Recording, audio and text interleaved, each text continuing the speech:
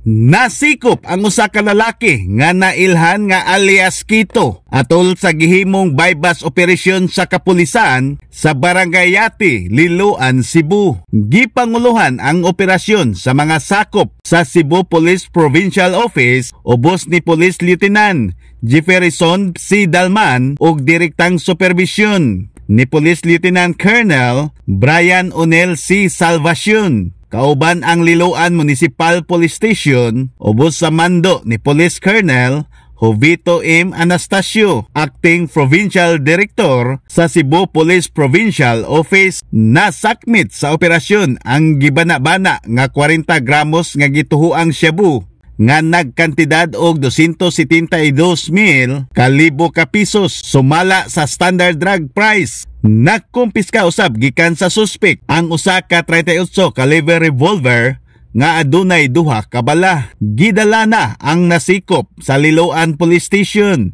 alang sa dokumentasyon og detention, samtang ang ebidensya nga droga gipadala na sa Regional Forensic Unit 7 alang sa laboratory examination. In the heart of changing lives, ako si Brigada Alan Tangkawan sa 90.7 Brigada News FM Cebu, the Music and News Authority.